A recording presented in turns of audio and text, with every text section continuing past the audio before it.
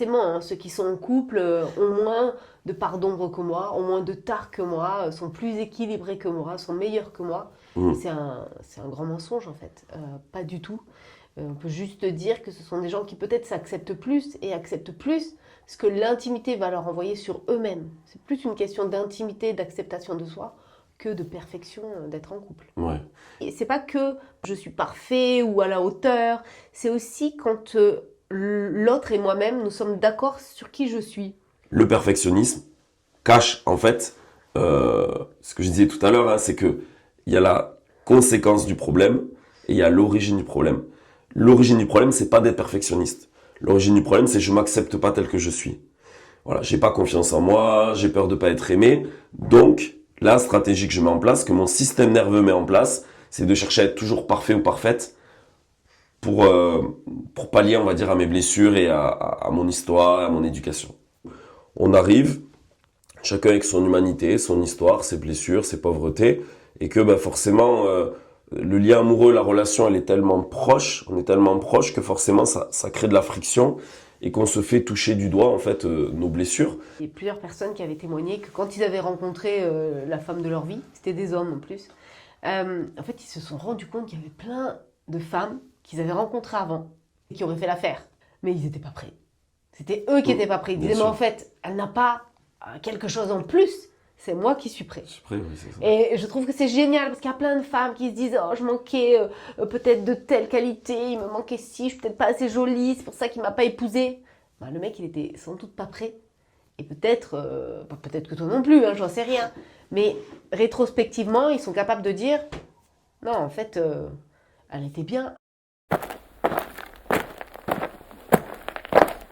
Bienvenue à toi, cher ami célibataire ou pas d'ailleurs, parce qu'il y a aussi des gens qui ne sont pas célibataires qui nous écoutent aujourd'hui et qui nous écoutent pour aider leurs cousins, leurs cousines, leur entourage. Peut-être céder un peu eux-mêmes, mais ils veulent pas l'avouer. Non, j'ai des amis vraiment, elles sont en couple, elles nous écoutent. Mais oui, non, mais peut-être qu'ils veulent s'aider aussi eux-mêmes Ah dans ce qu'on dit. Oui, à la base, c'est pour les C'est l'amour en célibataires. marche. Oui, on parle des célibataires, mais on parle du couple, on parle de l'amour, on parle de plein de choses de la relation amoureuse. Ouais, Donc, c'est vrai. ça ne s'adresse pas qu'à des célibataires. C'est vrai. Je suis toujours surprise quand il y a des personnes qui sont en couple qui me disent ah merci pour ce podcast, merci pour ce post. Bon bref, quoi ça peut parler à plusieurs personnes. Donc aujourd'hui on a décidé de vous parler des écueils qu'on rencontre souvent chez les célibataires et voilà l'idée c'est vraiment de vous dire là si je fais ce genre d'erreur c'est normal que je ne sois pas en couple aujourd'hui. Ouais, c'est ça. On va essayer un petit peu. Alors, encore une fois, on l'a pas préparé pour que ça soit vraiment du spontané et du brut, mais on va essayer de vous lister tous les écueils qu'on retrouve systématiquement. On a déjà accompagné plus de 200 célibataires, donc ça commence à faire un peu d'informations, un peu de data, j'ai envie de dire. Et il y a vraiment des écueils, des blocages, des freins qui reviennent de manière vraiment récurrente. Et donc, on va essayer de vous les partager pour que vous puissiez identifier un petit peu où vous en êtes, vous, par rapport à votre célibat, à votre démarche de rencontre. Et voilà, et peut-être voir les axes de travail que vous avez à faire à partir de la prise de conscience que vous aurez.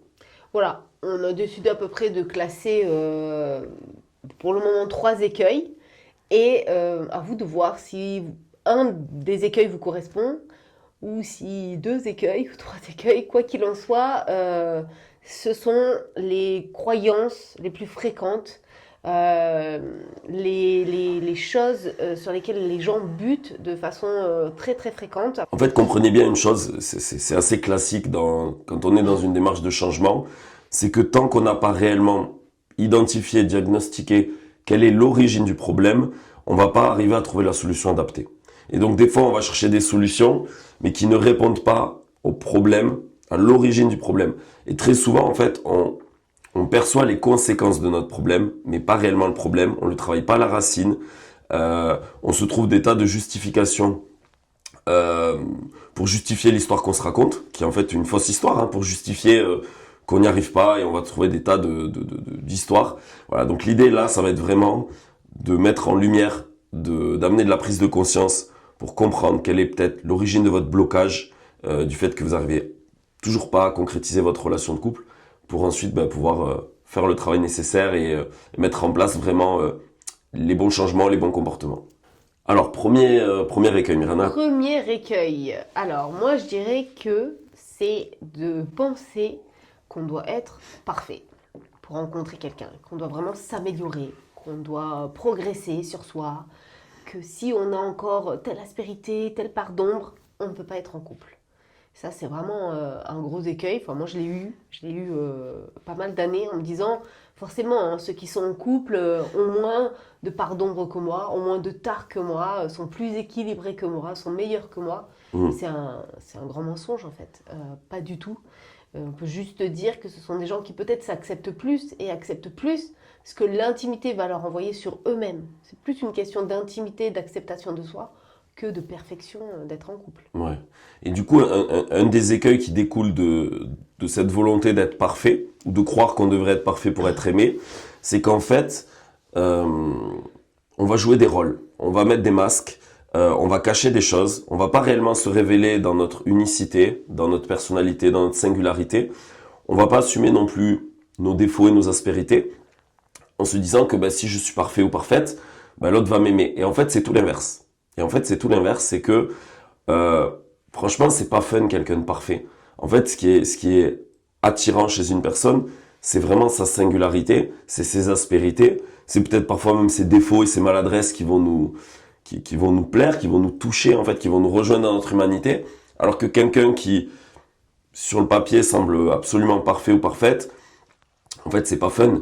Et du coup, le problème dans tout ça, c'est que déjà, sur le début de la démarche de rencontre, il est fort probable que la personne n'ait pas envie, tu vois, qu'elle s'attache pas, qu'elle n'arrive pas à créer un lien émotionnel. Parce que forcément, si je mets des masques tout le temps, en fait, je suis pas moi-même.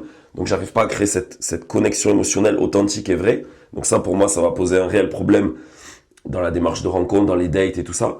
Mais pareil aussi, rapidement dans la relation, c'est qu'à force de chercher à vouloir être parfait ou parfaite, je me travestis dans le sens où je ne suis pas moi-même. En fait, je joue un rôle, je suis pas moi-même, je me respecte pas dans la relation. Ça se trouve, je suis pas assez dans l'altérité vis-à-vis de l'autre. J'assume pas assez ce qui est juste pour moi. J'ai peur de décevoir l'autre.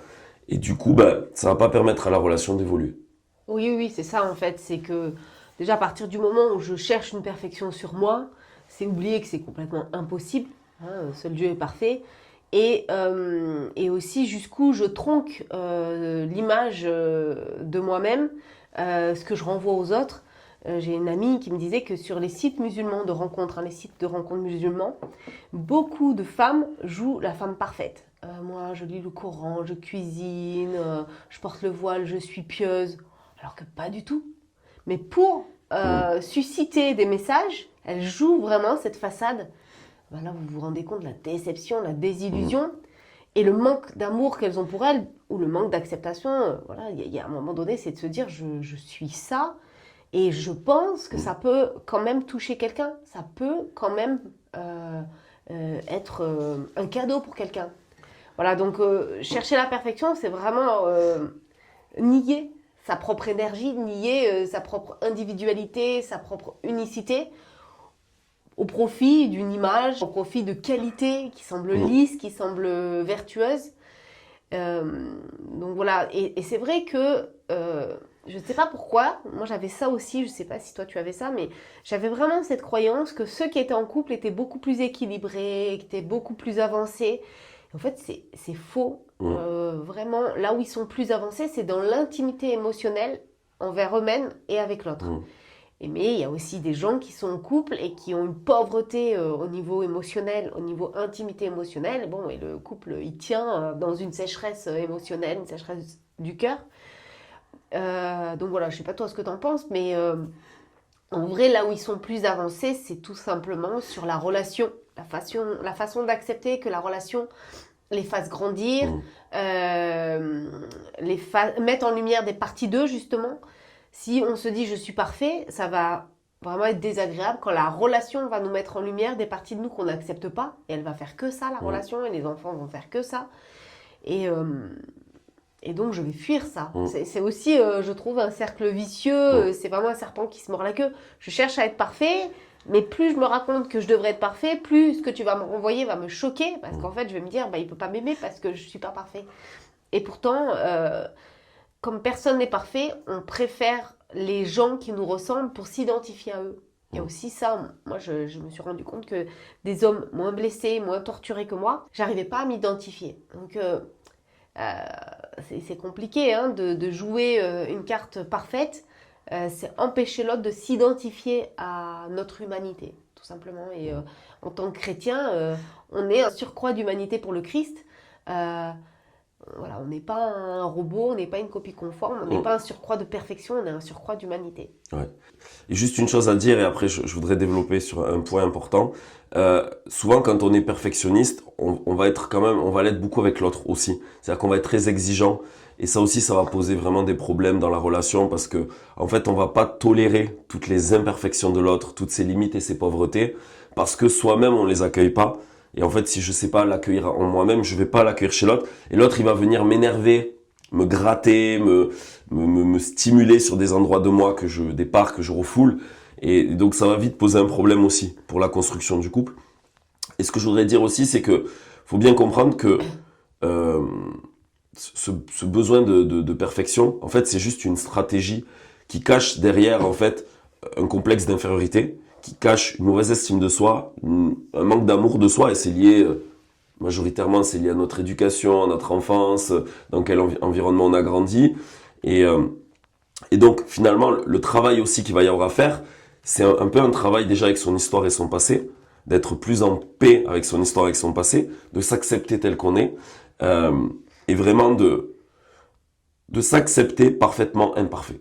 En fait, alors dit comme ça paraît simple, mais en fait c'est pas facile à faire parce que derrière il y a la peur de la critique, de l'humiliation, la peur de pas être aimé, la peur d'être rejeté. C'est ça derrière. Ça fait traverser ces peurs-là, mais le travail qu'il va y avoir à faire pour quelqu'un qui est perfectionniste, c'est vraiment déjà de porter un regard beaucoup plus bienveillant envers soi, beaucoup plus soutenant, valorisant, reconnaître toutes ses qualités, toutes ses valeurs, toute sa singularité, relire son parcours de vie et se rendre compte qu'il est très très riche et que même sur des choses que je peux juger comme étant négatives, en fait c'est peut-être une richesse dans mon parcours.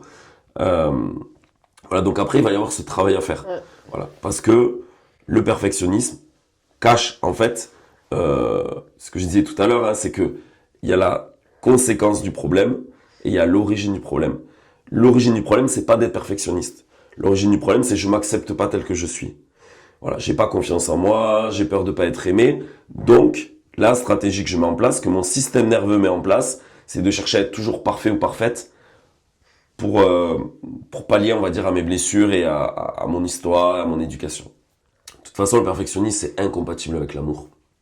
Je veux dire, le propre de l'amour, c'est vraiment, c'est le respect de l'autre dans la différence, c'est la miséricorde, c'est d'être patient, c'est de pardonner. Donc, si on veut que tout soit parfait, tout rentre dans des cases, franchement, il n'y a pas de fécondité possible.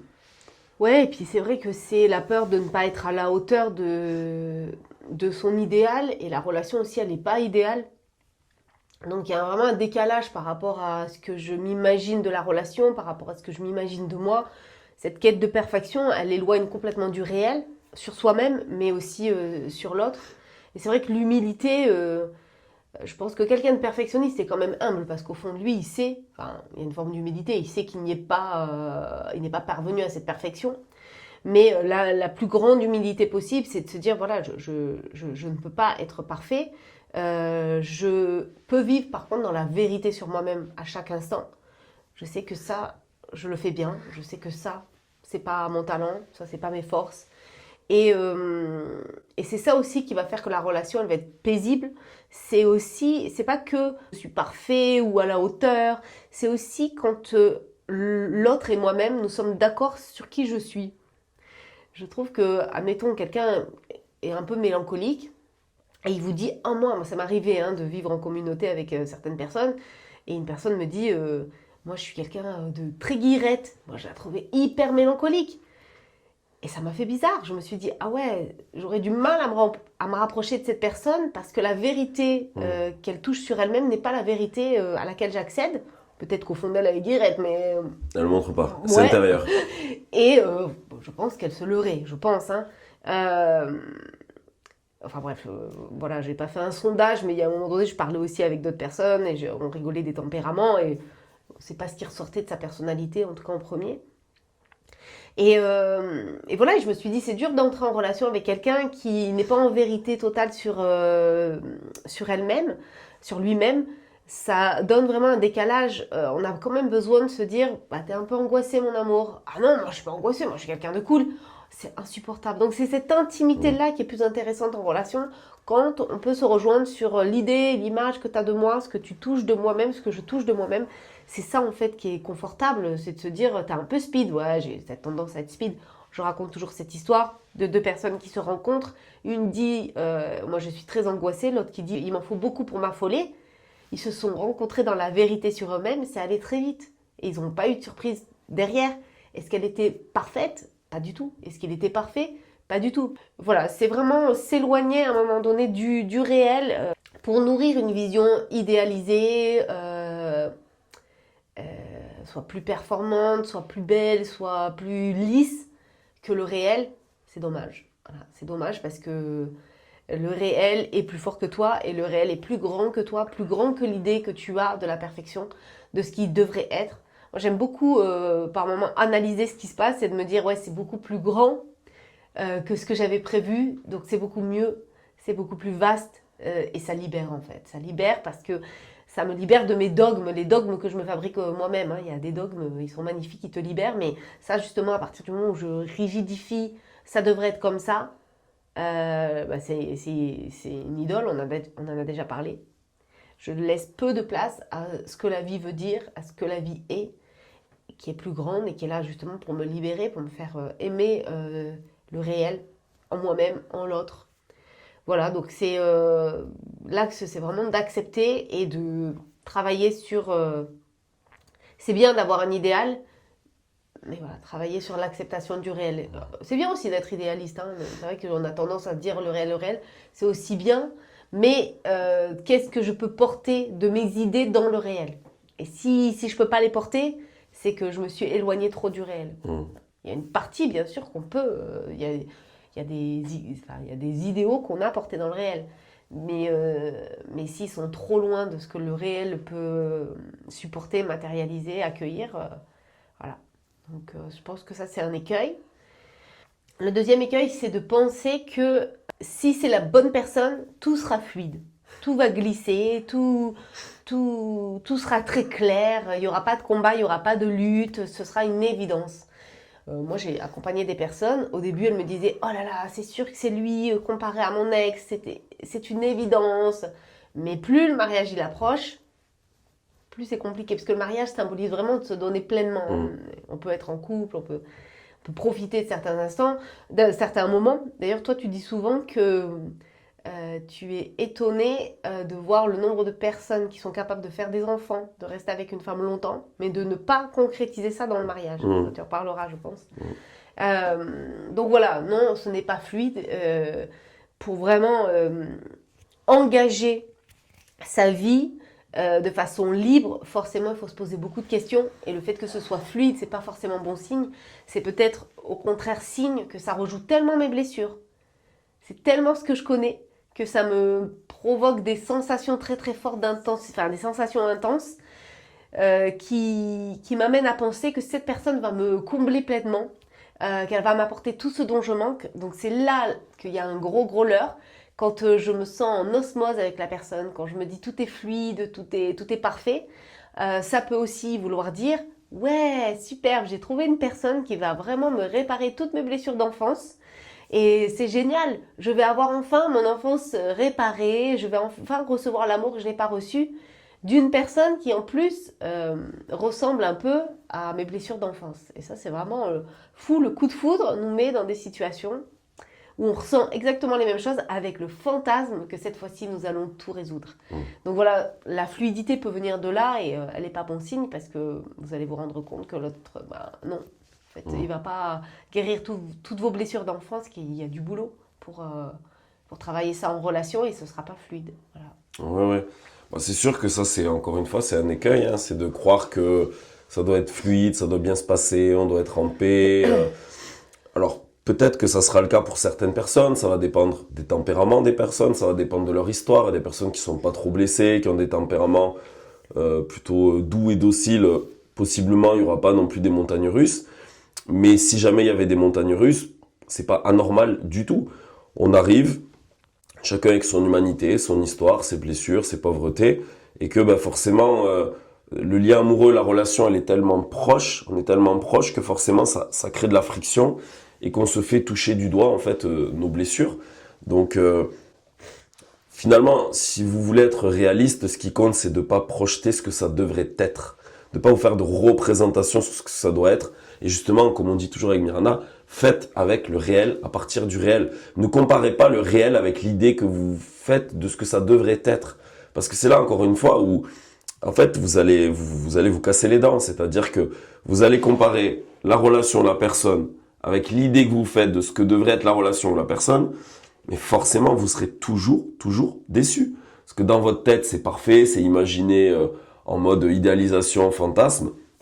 La réalité, elle est tout autre. Donc, croire que ça doit être fluide. Moi, je l'ai déjà entendu, hein.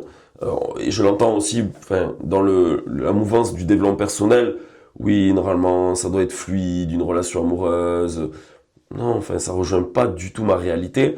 Après, je suis pas en train de dire qu'il faut forcément, que ça soit conflictuel, les montagnes russes et tout ça. Ça va dépendre de ce que chacun va apporter, du caractère, des blessures, des mécanismes de défense, de ce qui va se jouer dans la relation.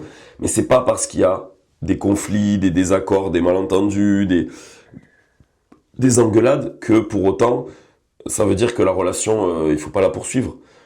Nous, si on témoignait de ce qu'on a vécu avec Mirana, si dès qu'on avait eu des montagnes russes, on s'était arrêté, on serait même pas allé jusqu'au temps de fiançailles. Enfin, si, on y serait allé, mais on aurait arrêté juste après. Donc voilà. Donc effectivement, c'est des fausses croyances. Encore une fois, c'est ce qu'on pourrait appeler presque des fausses croyances limitantes ou des fausses représentations sur l'amour et le couple. Est-ce que ça devrait être et ça va vous desservir. C'est inévitable que ça ne peut que vous desservir, de vous imaginer que ça doit être ça. Parce que si c'est pas ça, vous allez interpréter que du coup, c'est pas normal, il y a un problème. Votre système nerveux, il va s'enflammer, il va s'activer en voyant du danger parce qu'il va comparer avec ce que vous lui avez fait croire que ce qui devrait être normal. Et du coup, oui, ça va créer une dissonance, une vraie dissonance.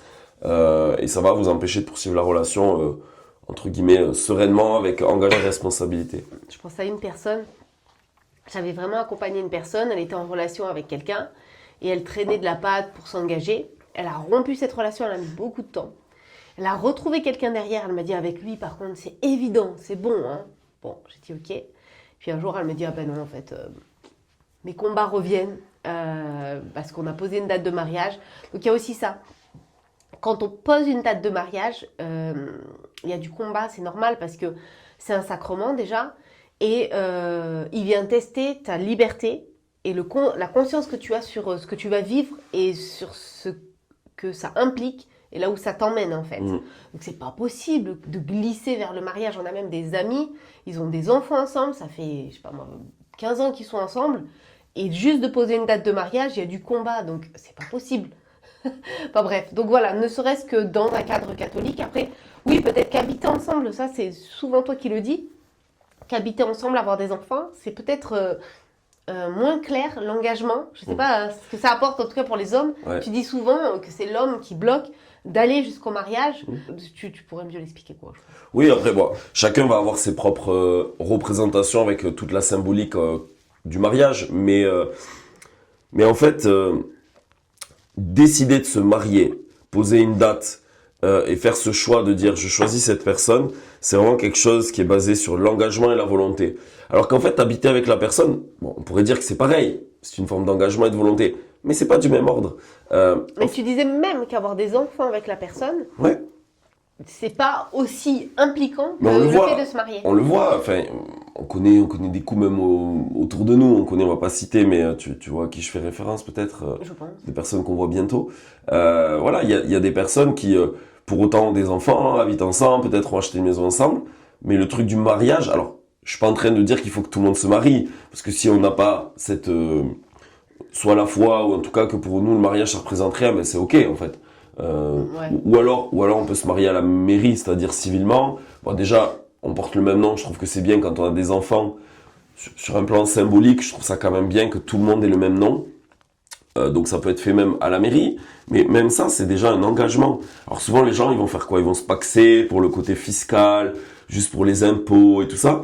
Mais en termes de dire, on s'engage, je te choisis, même à la mairie, on dit qu'on est censé se soutenir. Alors je sais pas si c'est dit comme ça, le meilleur est pour le pire, mais en tout cas, dans le code civil, en fait, on a des droits et des devoirs. Donc, d'une certaine manière, quand on se marie, on a des droits et des devoirs vis-à-vis de notre mari ou femme. Mais effectivement, je vois que il y a quand même souvent beaucoup de freins, de réticence à l'idée de se marier, alors qu'habiter avec l'autre, voire faire des enfants, pour beaucoup de personnes, et d'ailleurs la personne va dire, mais moi je lui ai fait des enfants, donc c'est que je suis pleinement engagé. Oui, mais pourquoi alors vous ne mariez pas? Toi, On s'en rend compte en plus qu'ils comprennent l'idée, hein. Ils disent oui, oui, oui, on aimerait, il y a aussi des gens comme ça, on aimerait, mais pas maintenant, ils repoussent, ils retardent, c'est hallucinant. Et il y a même des femmes qui avouent qu'elles se languiraient, que ça soit fait, donc c'est l'homme qui traîne la patte et qui retarde ça alors qu'il a fait des enfants, alors qu'il vit avec cette personne depuis, ça se trouve, 20 ans. Et c'est vrai que ça, voilà, je sais pas ce que ça symbolise pour un homme, mais... Après, des fois, ils se prennent la tête sur le mariage en lui-même. C'est-à-dire qu'ils veulent le beau mariage, donc il va coûter cher, qu'il va falloir organiser, faire venir les 150 personnes. Et du coup, en fait, ils occultent. Ils y voient plus la dimension de la fête en elle-même que de l'acte qu'ils vont poser symboliquement, tu vois. On va pas reparler de nous, de notre mariage, mais il était très pauvre et très humble. Et en même temps, il y avait tout l'essence de ce qu'on faisait. Et donc, il n'y a pas besoin qu'il y ait 150 personnes pour que ça soit un très très beau mariage et qu'il y ait un bel engagement. Et voilà, souvent les gens se bloquent aussi beaucoup pour ça. Ouais. Ouais. Est-ce que c'est la vraie raison? Je sais pas. Est-ce que c'est la forme ou est-ce qu'il y a le fond aussi? Peut-être des deux. On ne sait pas. Peut-être des deux. Et juste pour dire une chose, si par exemple on parle des styles d'attachement, il y a quand même une histoire de compatibilité, de caractère, de personnalité, de blessures. Des fois, il y a des blessures qui vont se faire des résonances. C'est sûr que un évitant avec un anxieux, s'ils sont pas du tout conscients de leur style d'attachement, de leurs blessures, ça va être très compliqué. Parce qu'ils vont énormément s'insécuriser. Du coup, ils vont être dans des gros mécanismes de défense. Le fuyant va vouloir toujours fuir, s'éloigner, quitter un peu la relation, prendre la distance. Là où l'anxieux, ça va l'insécuriser. Donc lui, il va chercher, il va réagir pour garder du lien, tout ça. C'est sûr que ça va générer beaucoup de conflits. Demain, vous vous mettez avec une personne qui est sécure, probablement qu'il y a des conflits que vous ne vivrez pas. Maintenant, est-ce qu'il faut que vous rencontriez une personne sécure? Moi, je dis toujours dans mes accompagnements, oui, dans l'idéal, si tu rencontres une personne sécure, ce serait bien. Ça serait bien. Parce qu'elle n'aurait pas tous ces enjeux d'insécurité affective dans l'engagement. Mais encore une fois, est-ce que c'est pas chercher un idéal? Dire, je veux une personne sécure. Moi, comme je dis, souvent, quand vous approchez de la quarantaine, beaucoup de personnes qui sont encore célibataires, c'est en grande partie lié à leurs blessures, à leur style d'attachement. Et que je dis souvent que la plupart des sécures, en fait, ils sont déjà en couple. Ils sont en couple, ils sont mariés. Pourquoi? Parce que c'est peut-être moins compliqué pour eux parce qu'ils ont moins de blessures et leur style d'attachement, il est plus posé, en fait, plus équilibré. Et donc, forcément, ce sont des gens qui arrivent à durer dans le couple. Voilà. Qui arrivent à être en couple, déjà, d'une part, ils arrivent à être en couple. Ils n'ont pas de difficulté à s'attacher, à trouver une personne, à créer une connexion émotionnelle et tout ça.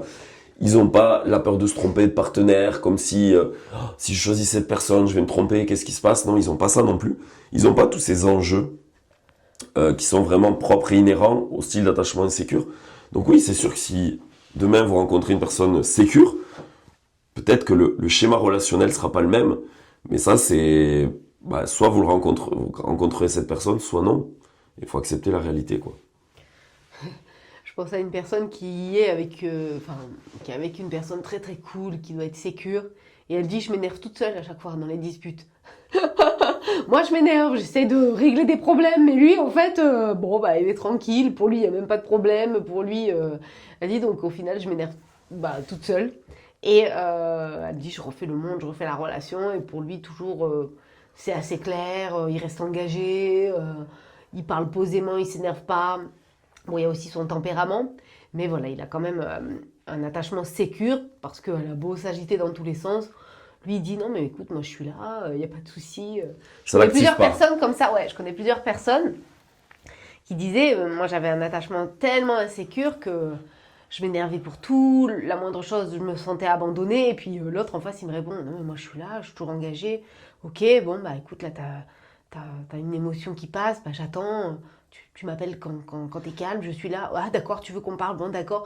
Elle disait, mais tu pètes les plombs parce qu'en fait tu te dis, mince, tout vient de moi, et donc c'est dur aussi à porter d'être un attachement insécure avec quelqu'un de sécure, il faut vraiment justement lâcher l'idée de perfection qu'on a sur soi, parce qu'on va se rendre compte que l'autre, entre guillemets, il est plus parfait que soi. Enfin, en tout cas, là, pour le coup, il y en a un qui va être en capacité d'accueillir la personne telle qu'elle est dans tous ses états. Et vous, ça va être plus compliqué en termes d'attachement insécure. Donc voilà, il y a des avantages à être avec quelqu'un de sécure. Et en même temps, on va se coltiner, entre guillemets, le rôle de celui qui est plus agité, plus insécure et qui va demander de la sécurité à l'autre. Bon, c'est pas... voilà, pour les gens perfectionnistes, c'est compliqué. Autre écueil. Autre écueil, il y a, on en a un peu parlé, mais c'est de penser que l'autre va me compléter, va combler mes attentes, que de rencontrer la personne qui me correspond, c'est d'un seul coup avoir tous mes besoins pratiquement saturés et remplis, alors que non.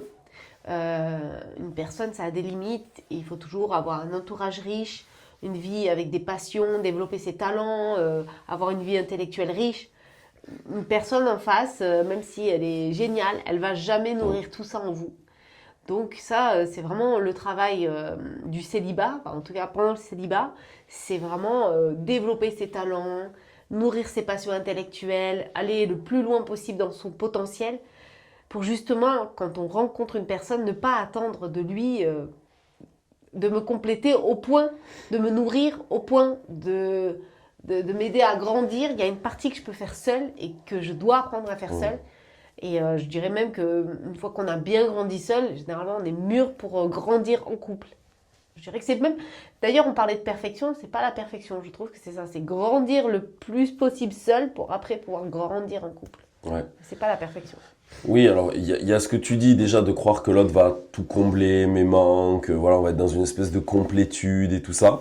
Et même, je dirais, un écueil que je vois qui est un peu du même ordre, c'est de croire que je serai heureux ou heureuse le jour où je suis en couple, en idéalisant ce que va être le couple.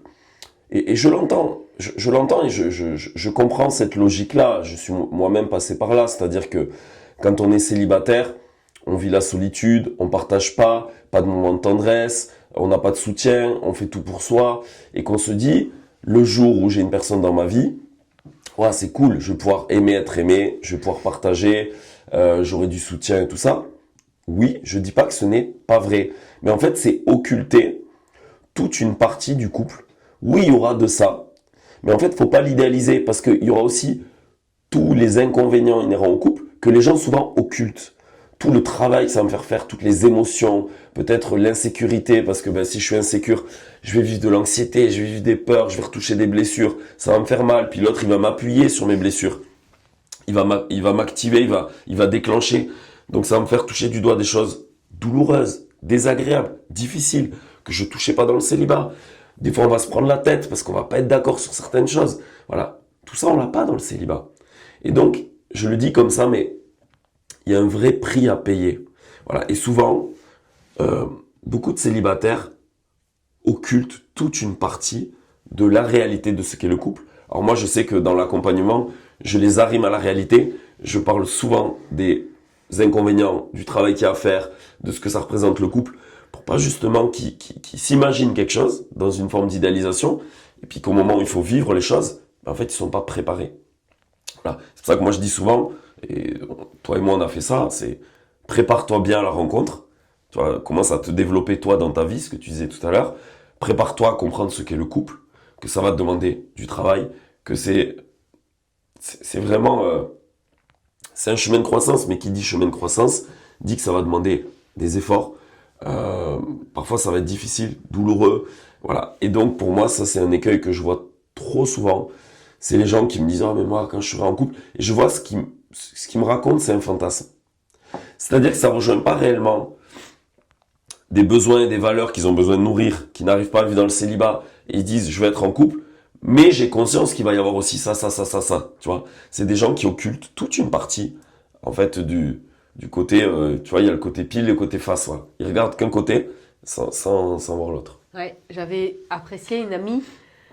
Elle s'était convertie, elle est devenue musulmane. Et elle s'était mise justement sur un site de rencontre. Et le soir même, elle devait rencontrer quelqu'un, qui est devenu son mari d'ailleurs. Et elle me disait, ouais, mais en même temps, là, de penser, si ça marche, toutes les blessures que je vais retraverser en relation, la jalousie, euh, le sentiment de ne pas être à la hauteur. Et elle est partie, elle a pleuré. Et j'ai trouvé ça génial. Je me suis dit, waouh, T'es au bon endroit. elle était vraiment au bon endroit. C'est-à-dire que juste de se dire, waouh, si ça fonctionne, en fait, je vais devoir me préparer à traverser tout ça. Et elle m'a dit, ouais, je sais pas si je vais y arriver. Et je lui ai dit, bah, t'es déjà en train de le faire, en fait. T'es déjà dans cette vérité et Ouais. c'est merveilleux. Tu sais que ça va te coûter ça, mais tu sais aussi que tout l'autre côté de ta vie va avancer. Alors bon, par rapport à la jalousie, ils l'ont traité d'une façon à leur façon. Hein. Euh, voilà, c'est pas pour ça qu'elle a fait une grosse thérapie. Ils ont trouvé des solutions qui leur correspondent, on va dire, à leur vision des choses.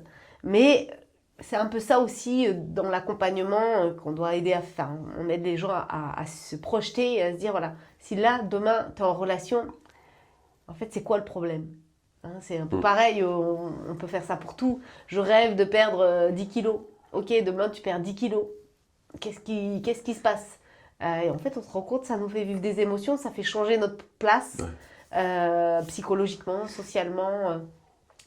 Il y a des gens qui disent, ben non, je n'arrive pas à perdre de poids parce que je me sentirais tellement fragile dans la rue si je perdais 20 kilos. Donc, c'est là que c'est important de se dire, oui, je vise le couple, et demain, je suis en couple, waouh, ça va me coûter quoi? Oui, ben, Ouais. je Ouais, vais et peut-être puis, être jaloux, je vais me reconfronter à des parts de moi que je ne touche plus dans mon célibat, et c'est reposant aussi, mais voilà, j'aurai aussi de l'autre côté le bon côté de la médaille qui est que ma vie amoureuse avancerait.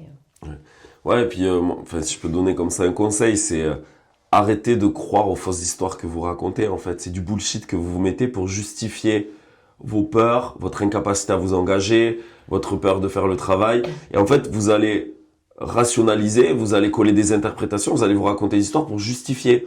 Non, mais c'est pas la bonne personne parce que tatati tata. Plutôt que dire moi, j'ai pas le courage, j'ose pas traverser mes peurs de me tromper, mes peurs de pas être à la hauteur, mes peurs de souffrir, voilà. En fait, plutôt que prendre conscience qu'en fait j'ai des freins en moi, je vais justifier que le problème ça vient de la relation de l'autre. Comme ça, pas de culpabilité à avoir. Mais en même temps, ça c'est des stratégies d'évitement.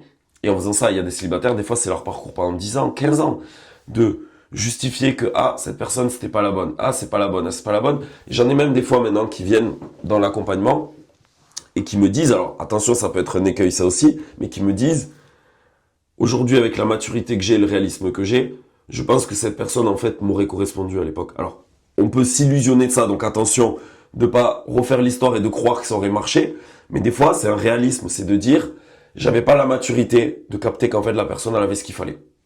Elle était engagée, elle était responsable, on avait des valeurs communes, un projet commun, mais il y avait tel et tel aspect qui a fait que j'ai renoncé. Voilà. Et en fait, les personnes se rendent compte après coup. Alors des fois, il y a même des regrets, il y a de l'amertume. Hein. De dire, je suis peut-être passé à côté de quelque chose. Oui, peut-être, probablement.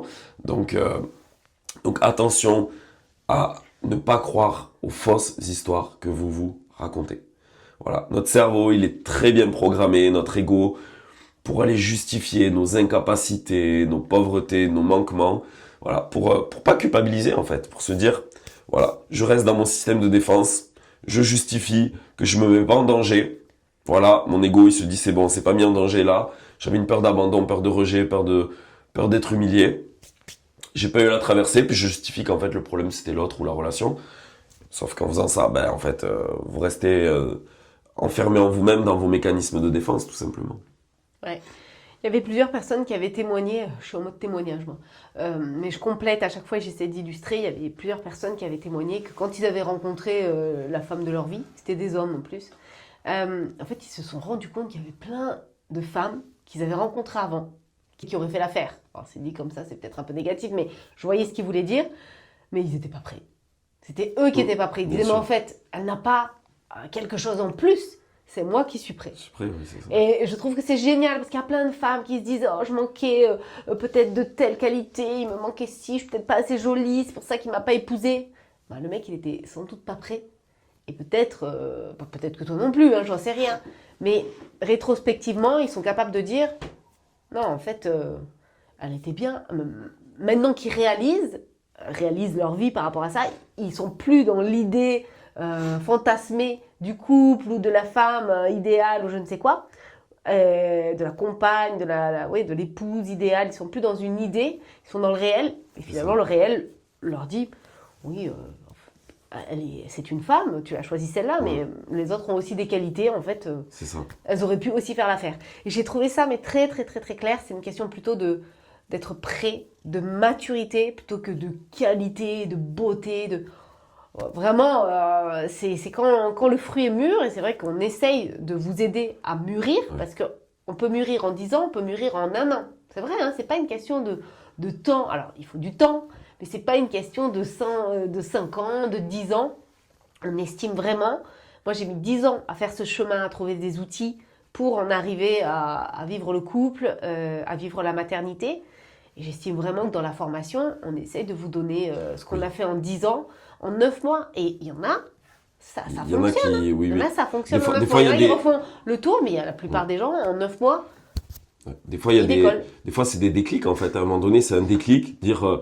j'ai plus envie en fait de fonctionner comme ça, de nourrir ça. J'ai plus envie, je décide de changer. Et à un moment donné, on décide de changer, on prend un nouveau chemin, une nouvelle posture relationnelle, des nouveaux comportements. Et moi, je peux le dire vraiment, je peux témoigner, mais vraiment une des choses que j'apporte beaucoup dans l'accompagnement, c'est vraiment ce soutien dans l'engagement. J'aide, j'encourage fortement les gens à s'engager là où très souvent ils s'arrêteraient trop vite dans la relation. Et pas plus tard que il y a un mois de ça, là, une cliente que j'ai accompagnée, elle m'a laissé un avis sur l'accompagnement et elle disait en fait sans l'accompagnement je serais jamais allé dans cette relation parce qu'elle était un peu challengeante cette relation là. Il y avait des enjeux un peu compliqués, j'avoue c'était costaud à assumer ces types de réalités là, des enfants, voilà tout ça. Et la personne a dit, en fait, c'est l'accompagnement qui m'a poussé à faire avec ce réel, à assumer ce réel et à voir si je pouvais composer avec. Et aujourd'hui, c'est une personne qui chemine vraiment vers le mariage.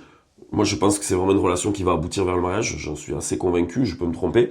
Voilà. Et ça, j'ai beaucoup ce type de témoignage et je le vois.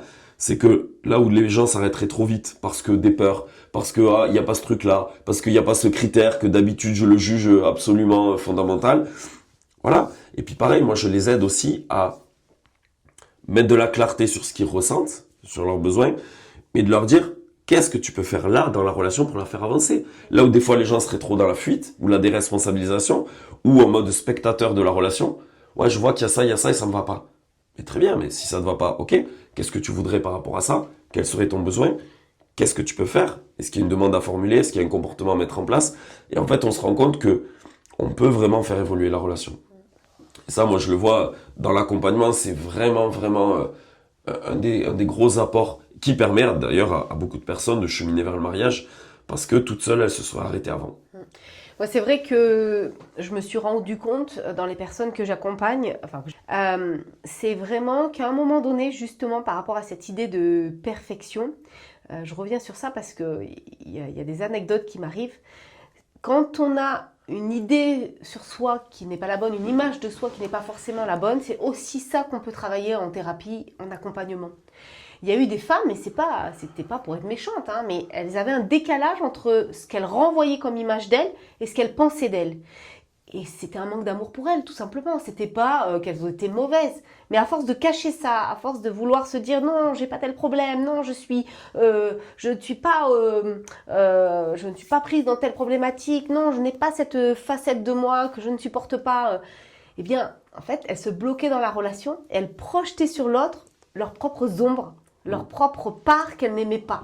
Et du coup, on travaillait ça et c'était dur. J'avoue qu'il faut y aller et je me sers de l'accompagnement pour, alors je leur dis pas texto, mais je dis voilà, je me sers de l'accompagnement pour qu'avec moi, cette ombre, elle ressorte, pour que tu puisses l'intégrer, tant pis, il faut mieux que ce soit en thérapie, voilà, et que tu ne la projettes plus sur l'autre. Parce qu'en fait, c'est une part de toi que tu n'aimes pas, et la personne à l'extérieur, elle est bien, elle est engagée, et tu la trouves pas assez bien parce que tu ne te trouves pas assez bien, et tu restes dans l'idée de toi, tu maintiens que tu en es là, alors qu'en fait, tu en es là, et c'est pas grave en fait, c'est là qu'il va falloir que tu t'aimes. Et c'est là que ça va marcher. Et donc voilà, c'est pas facile, et je dirais que c'est un peu à l'endroit où j'essaye de les attraper, c'est de dire, attends, tu te dis que t'es là. Là, c'est ton idée de toi. Là, c'est le réel de toi. Quand tu seras là, que tu accepteras cette ombre, que tu l'intégreras en face, la personne, tu la trouveras bien, en fait. Voilà, tout aussi bien que toi. Et c'est pas facile. Ce passage-là, il est douloureux. Il y a des personnes qui vraiment se butent à ce moment-là et voilà, et qui disent mais non, tu es en train de me renvoyer un truc. Et ouais, mais ça va te débloquer. Ça va vraiment débloquer. Et cette part que tu détestes, je te jure, tu pourras l'aimer. Et après, elle va se métamorphoser, cette part. C'est là où, ce que je disais tout à l'heure, c'est là où le couple, en fait, il nous fait bosser sur nous parce que, en fait, ça nous oblige, non, on peut rester dans le déni et la projection et dire que le problème c'est l'autre, mais en théorie, le couple, ça nous fait un effet miroir, ça nous impose une honnêteté radicale envers nous-mêmes, ça nous révèle nos parts d'ombre. Mais si on n'a pas fait ce travail avant, ce travail qu'on pourrait dire préparatoire, parce qu'on n'a pas vécu suffisamment de relations amoureuses, donc on n'a pas encore trop vu nos parts d'ombre, on est trop resté dans le célibat, on n'a pas fait suffisamment de travail sur soi, de thérapie. En fait, on se connaît pas. On ne se connaît pas. On n'a pas identifié ses blessures, ses parts d'ombre. On est identifié à ce qu'on va appeler notre ego. Mais en fait, notre ego, il se raconte plein de trucs sur nous, alors que des fois, c'est très, très faux. Et forcément, se mettre en relation avec l'autre, ça va demander, en fait, de faire la vérité. De vivre en vérité sur soi. Faire avec le réel, ça oblige à faire la vérité.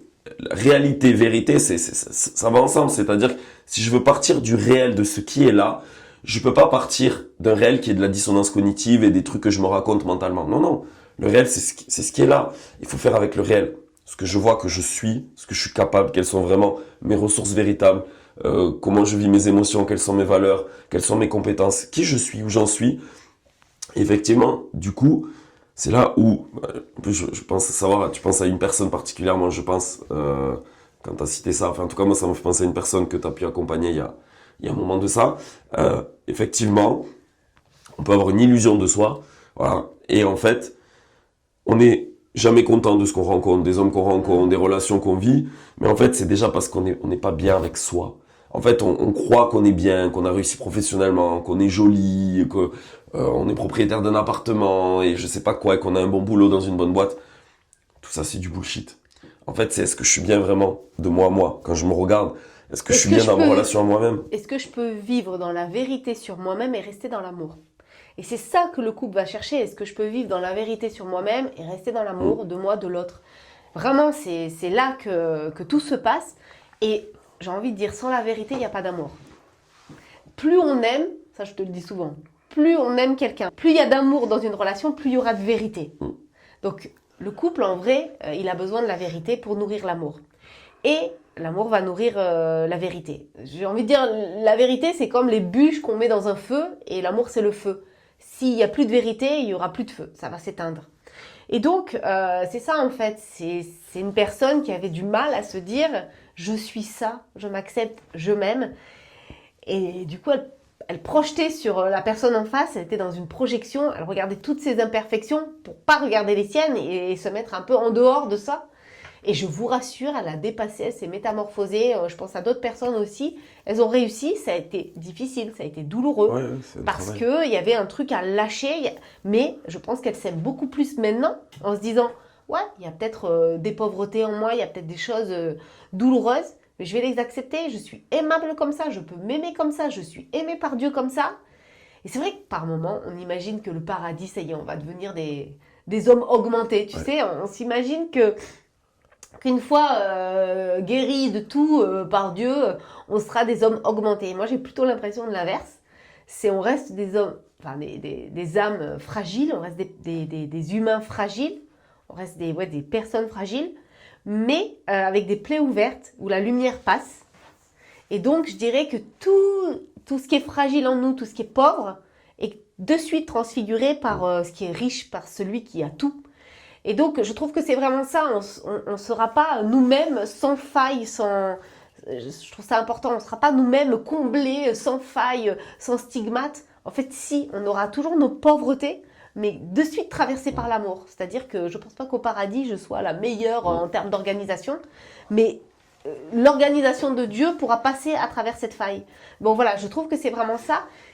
Et les gens, souvent, ils s'imaginent, si je suis guérie, j'ai plus cette plaie béante, j'ai plus... Mais non, en fait, cette plaie béante, elle va être transpercée par la lumière. Elle va être imbibée de lumière. Et c'est différent, plutôt que de te dire, je veux évincer ça.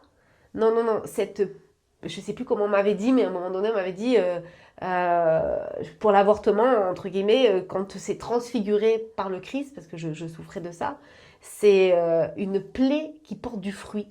Voilà, il y a vraiment des choses en nous qui restent quelque part pauvres, blessées, mais qui portent du fruit parce qu'elles sont de suite fondues dans l'amour. Voilà, donc on ne cherche pas à être un homme augmenté, sans rien, sans douleur. Je pense même que si on ne sentait pas la souffrance, hein, la petite Thérèse, elle disait que la souffrance lui a appris l'amour, que la souffrance c'est la plus belle chose qu'elle ait pu vivre. Alors, je sais que c'est un peu fou, hein, mais parce que c'est ça qui fait de nous des humains et qui fait la différence entre les anges démoniaques et nous. Enfin voilà, c'est notre humanité. Donc voilà, c'est pour se dire, oui, il y a des choses douloureuses, il y a des choses que je n'estime pas belles, mais en fait, c'est à cet endroit-là que je suis humaine. Que je suis humain. Yes. Bon, je vois qu'on arrive vers la fin. En tout cas, on a traité les 3 principaux écueils qu'on pourrait voir. Là, on va pas développer, mais on aurait pu aussi aborder le fait qu'il y a vraiment quelque chose que je vois, c'est que très souvent, les célibataires, vous vous posez trop de questions, en fait. Vous prenez trop la tête, mais du coup, ça vous empêche d'avancer. Il faut pas oublier que le discernement, ça vient sur le chemin, donc on peut pas avoir les réponses avant de se lancer. Il faut se lancer et on aura les réponses au fur et à mesure. Alors, c'est inconfortable, parce que ça demande une forme de lâcher prise, mais voilà. Donc ça, pour moi, c'est un écueil que je vois très souvent, trop souvent, c'est de se poser mais beaucoup, beaucoup trop de questions. Voilà, donc ça c'est un écueil que je vois, on va pas forcément le développer. Un autre écueil que je vois, et je pense que celui-là on pourrait peut-être le développer sur un autre épisode, donc ça va parler d'immaturité affective, c'est de trop se laisser driver par le sensible, de trop se laisser driver par notre affectivité. J'ai peur, donc je renonce à la relation, je sens un coup de foudre, donc j'ai envie de m'engager, j'ai moins le coup de foudre, donc j'ai envie de renoncer. Le discernement, c'est pas une histoire d'affectivité, c'est pas une histoire de sensible. Le discernement, c'est avec ma capacité à discerner à partir de mon intelligence, de ma raison, de ce qui est important pour moi. Oui, je ne dis pas que l'affectivité, elle n'a pas de place. On parle de relations amoureuses, mais on ne doit pas discerner à partir de ça. C'est pas parce que vous ressentez une espèce de crush ou je sais pas quoi, si la personne elle est toxique, si elle est pas prête à s'engager, si elle a pas le même projet que vous, il y a incompatibilité. Donc le discernement, ça doit se faire avec maturité. Mais je pense qu'on pourrait faire un épisode sur la maturité vs immaturité et donner des clés parce que c'est quelque chose qu'on apporte beaucoup nous dans l'accompagnement. Je pense, sans prétention, je pense qu'on essaie vraiment d'apporter des clés, des outils de maturité affective. D'ailleurs, la formation, ça s'appelle préparation affective. C'est pour gagner en maturité affective, pour avoir des clés, des outils de discernement, de décision, d'engagement. Et voilà, c'est vraiment un écueil que moi je vois aussi très souvent, ce qu'on va qualifier d'immaturité affective. Donc voilà, c'est d'autres écueils que je vois, je pourrais encore en citer d'autres, mais voilà. Ouais. Pour résumer, donc, nous ne sommes pas parfaits, c'est ça qui fait de nous des êtres intéressants, passionnants. J'avais même entendu Nomélie, le prêtre, il avait dit le péché en nous fait aussi, c'est vrai, hein, que notre vie est un peu pétillante, un peu, comment on appelle ça, pimentée. Et je trouvais que c'était vrai, c'était fou d'entendre ça dans une homélie, mais il disait voilà, on a un couac. Et ce couac, il pimente les choses, hein, il complexifie les choses. Donc c'est pas, le but c'est pas de ne pas avoir de couac, c'est voilà, de se laisser aimer dans ces couacs. Ensuite, on a dit non, ce ne sera pas fluide, surtout avec en perspective un mariage, avec un sacrement derrière, c'est pas possible parce qu'on vient questionner votre liberté, votre conscience de ce que vous êtes en train de faire, de ce à quoi vous allez vous engager. C'est pas possible que ce soit fluide et lisse, c'est impossible. Voilà, on a cité des exemples, des gens qui sont longtemps ensemble, qui ont été longtemps ensemble, c'est un challenge pour eux. Donc ceux qui sont nouvellement ensemble, forcément, ça va les questionner. Et c'est bon signe, hein, les prêtres qui marient trop vite, sans venir tester la conscience des gens et la liberté des gens, c'est dangereux. Avec tout le respect que je leur dois, certes, mais voilà. Et non, l'autre ne va pas vous compléter. Prenez le temps de nourrir vos passions, de stimuler votre intellect, de vraiment vous développer dans tous vos potentiels spirituels, physiques, relationnels, intellectuels, financiers, enfin j'en sais rien, mais tout en fait. Atteignez le plus grand de vous-même, non pas pour être la meilleure version de soi-même, mais pour vraiment se dire, voilà, déjà, moi tout seul, j'arrive là, et l'autre va venir potentialiser ce que j'ai déjà développé. Mais l'autre va pas me faire développer ce que je n'ai pas développé. Au contraire, tout ce que je n'ai pas développé va être des problèmes qui vont peser sur le couple. Si j'ai pas assez d'amis, je vais demander à mon mari d'être mon meilleur ami. Bon, mon meilleur ami, c'est vrai, mais ma meilleure copine. Ça, c'est un problème. Et ça va être mon meilleur ami, mais ça va pas être ma meilleure copine. Donc, il me faut une super copine. Même si j'aime pas le terme meilleure copine. Mais il me faut des superbes copines. Bon, pour moi, il faut plusieurs copines, quoi. Voilà. On vous a donné les petites recettes. À vous de jouer. Allez, à très bientôt À pour bientôt. un futur épisode. Et n'hésitez pas, mettez un like si vous avez aimé la vidéo, un petit commentaire, ça fera toujours plaisir. Abonnez-vous à notre chaîne et on publie un podcast toutes les semaines. Voilà. Si ce format vous plaît, si ce qu'on partage vous plaît, ben voilà, soutenez la chaîne et encouragez-nous à poursuivre voilà, cette œuvre. Surtout qu'on continue d'alimenter la chaîne de façon hebdomadaire alors qu'on a une sinusite, un rhume, on est très une malade. bronchiolite, on est au bout de notre vie. Très mal, mais ça sent santé, ça sent santé, ouais, ça sent santé. Ça s'entendait. Bon, allez, à très bientôt. À bientôt.